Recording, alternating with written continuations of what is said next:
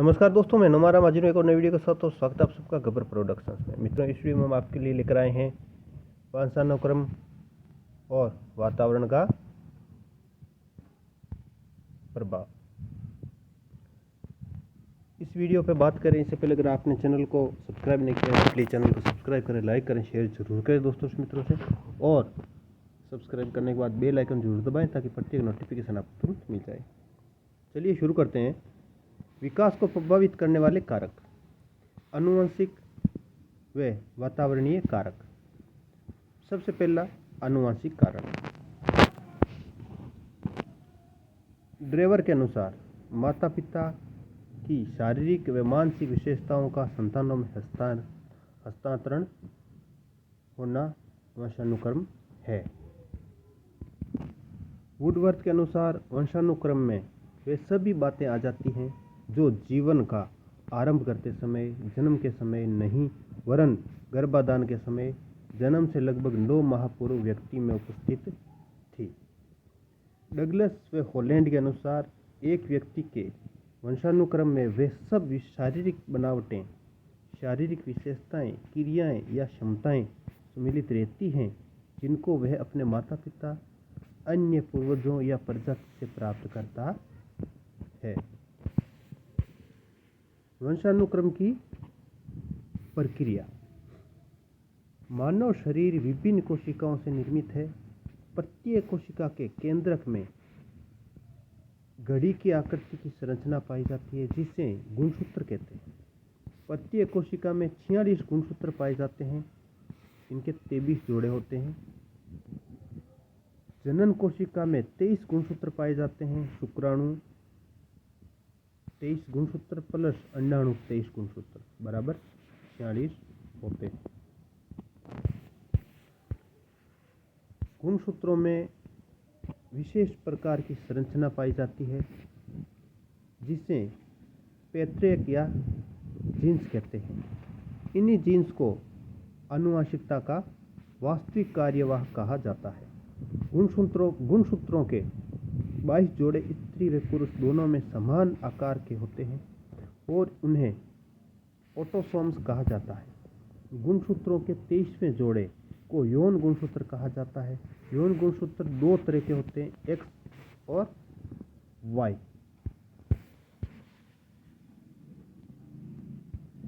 पुरुष में एक्स तथा वाई दोनों गुणसूत्र यानी 23वें जोड़े में पाए जाते हैं।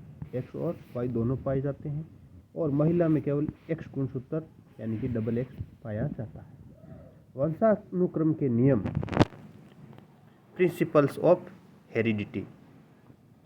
बीजकोश की निरंतरता का नियम। बीजमैन के अनुसार बीजकोश का कार्य केवल उत्पादक कोशों का निर्माण करना है। जो बीजकोष बालक को अपने माता पिता से मिलता है उससे वह अगली पीढ़ी को हस्तांतरित कर देता है। समानता का नियम। जो गुण माता पिता में उपस्थित होते हैं वही गुण उनकी संतानों में भी पाए जाते हैं। विभिन्नता का नियम। इस नियम के अनुसार संतानें अपने माता पिता के समान न होकर उनसे भिन्न होती हैं। प्रत्यागमन का नियम। संतानों में माता पिता के बिल्कुल विपरीत गुण पाए जाते हैं। इसके अनुसार अर्जित गुणों के संक्रमण का नियम समर्थक है इसके लेमार्क। इस नियम के अनुसार माता पिता द्वारा अपने जीवन में अर्जित किए गए गुण उनकी संतानों को स्वतः ही प्राप्त हो जाते हैं। मेंडल का नियम। मेंडल के अनुसार चूहों तथा मटर का प्रयोग किए अधिक जागृत या प्रबल गुण, उन्होंने चूहों और मटर पर प्रयोग किए थे। अधिक जागृत या प्रबल गुण सूत्र गुणों को निष्क्रिय कर देते हैं। सुप्तावस्था में रहने वाले अव्यक्त गुण जब प्रकट होकर मुख्य गुणों का रूप धारण कर लेते हैं तो यह स्थिति प्रत्यागमन कहलाती है। अगला है वातावरणीय कारक, एनवायरमेंटल फैक्टर्स। व्यक्ति के आसपास उपस्थित कारक जो उस पर प्रत्यक्ष या अप्रत्यक्ष रूप से प्रभाव डाल सकते हैं वातावरणीय कारकों में शामिल होते हैं। एन्स्टासी के अनुसार वातावरण वह सब कुछ है जो व्यक्ति के पितृयकों जीन्स के अलावा सभी को प्रभावित करती है। रोस के अनुसार वातावरण वह बाहरी शक्ति है जो हमें प्रभावित करती है। वुडवर्थ के अनुसार वातावरण में वह सब बाह्य तत्व आ जाते हैं जिन्होंने व्यक्ति को जीवन आरंभ करने के समय प्रभावित किया है। ब्रॉनफेन ब्रेनर का पारिस्थितिकी तंत्र सिद्धांत, इन्होंने 1973 में ये सिद्धांत दिया था। इनके अनुसार बालक के वातावरण को 5 अलग अलग स्तरों के रूप में समझा जा सकता है। तो चलिए देख लेते हैं। पहला है लघुमंडल, माइक्रो सिस्टम्स। सामाजिक वातावरण का सबसे आंतरिक तंत्र है। इसमें बालक के निकटतम वातावरण में की गई अंत्यक्रियाएं सम्मिलित होती है। इस मंडल में बालक का परिवार, विद्यालय, साथी आदि शामिल होते हैं। मध्य मंडल, इसमें लघु मंडल के विभिन्न कारकों का आपसी संबंध सम्मिलित किया जाता है, जैसे बालकों की पारिवारिक अनुभूतियां तथा विद्यालयी अनुभूतियों में संबंध। बाह्य मंडल,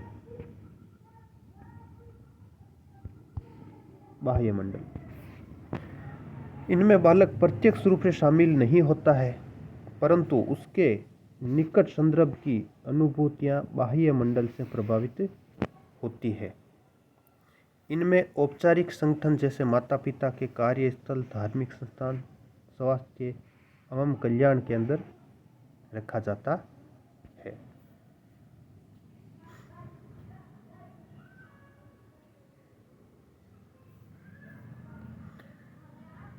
वृहत मंडल, सबसे बाह्य स्तर। इसमें सांस्कृतिक मूल्य, सामाजिक प्रथाएं तथा सामाजिक आर्थिक स्तर आदि सम्मिलित होते हैं।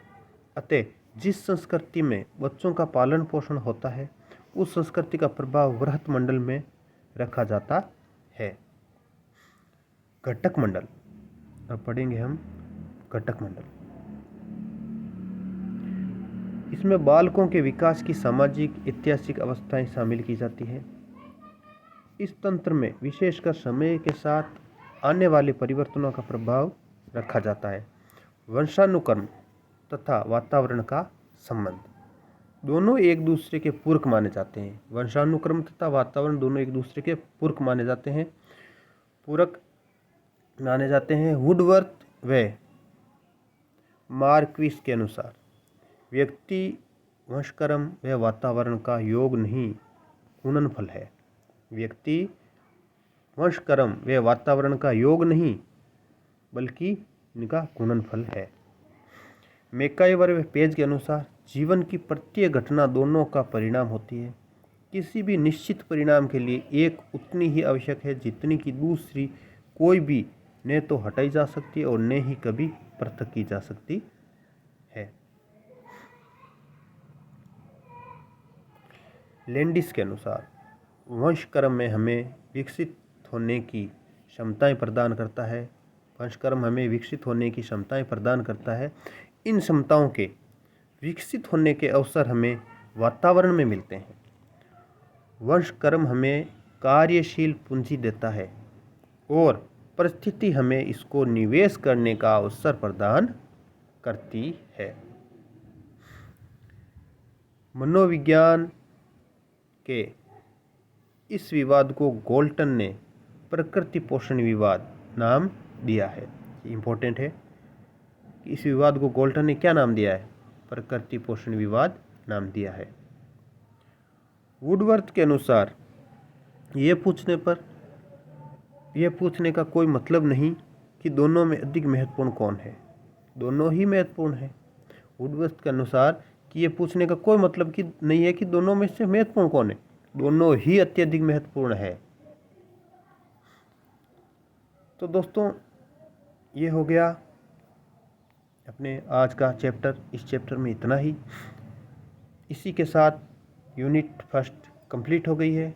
नेक्स्ट वीडियो में हम शुरू करेंगे यूनिट सेकंड। और आपको हमारा वीडियो पसंद आया है तो प्लीज़ चैनल को सब्सक्राइब करें, लाइक करें, शेयर जरूर करें दोस्तों मित्रों से। जल्दी हाजिर होंगे एक और वीडियो के साथ। तब तक के लिए थैंक यू, नमस्कार।